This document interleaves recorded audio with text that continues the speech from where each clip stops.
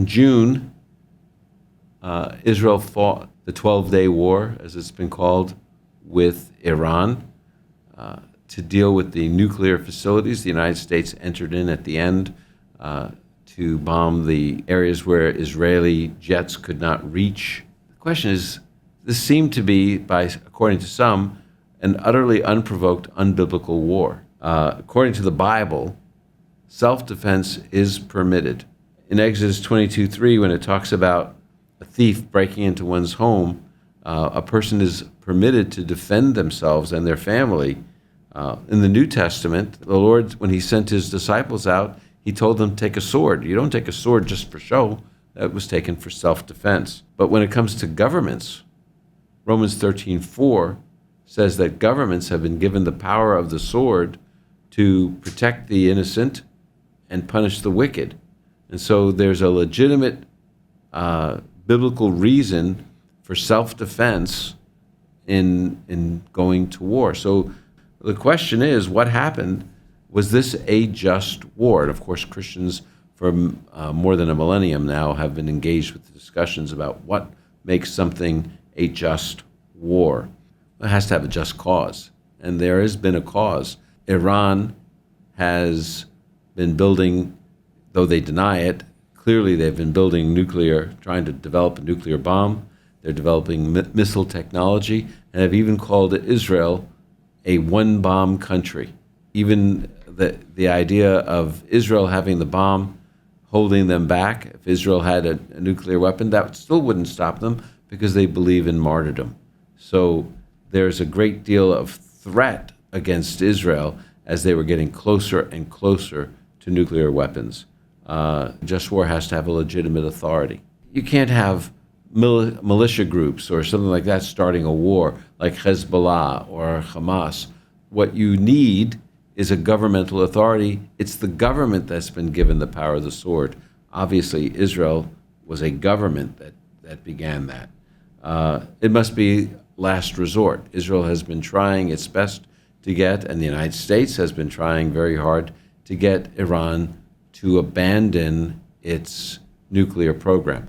However, it was getting so close that it was just weeks away that they would be able to arm a nuclear weapon. That's why it was a war of last resort with Iran. It must have a just intent. It wasn't to obliterate Iran. It wasn't to do anything other than stop the advance of their nuclear program. A just war has to have a just intention.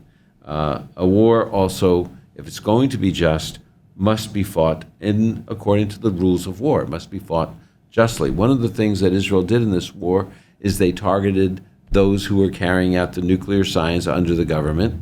They were, in a sense, becoming combatants, and they targeted the military of Iran. They didn't go after civilians, which in contrast, the Iranian retaliation was launching missiles at civilian areas of Israel, ballistic missiles. That was not just. A war has to be fought justly, and that's what Israel did. And then a just war should be proportionate. What that means is not that there needs to be the same number of casualties on one side as the other. That's what a misunderstanding of proportionality in war is. Proportionality means proportionate to achieving the objective. Let's say the war could be won by a certain number of casualties, but people are angry, and so they have a lot more casualties, and they kill as many as they can. That would be disproportionate. Rather, the goal has to be to have as few casualties as possible to achieve the objectives of the war.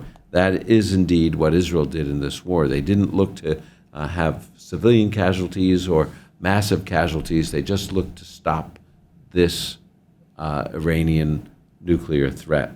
I think that it's important when we look at this. Why would Israel do this? Well, I think the answer comes from Nobel laureate Elie Wiesel. Elie Wiesel once said, when asked what was the lesson of the Holocaust, he said, the lesson of the Holocaust is that when someone tells you that they want to destroy you, that they want to kill you, you must believe them. And as many times as Iran cried out, "Death to Israel, death to America, death to the great Satan is America, death to the little Satan," given the opportunity to have nuclear weapons, it is really clear that Israel needed to believe them. And I think it's really significant, by the way, that Iran wasn't developing just ballistic missiles that could reach Israel. They were working on ballistic missiles that could reach the United States of America. And by taking out the nuclear program, what Israel was doing was not just protecting itself, but ultimately protecting the United States, which would have been subject. New York, Philadelphia, Miami might have been objects of Iranian missiles had Israel not acted.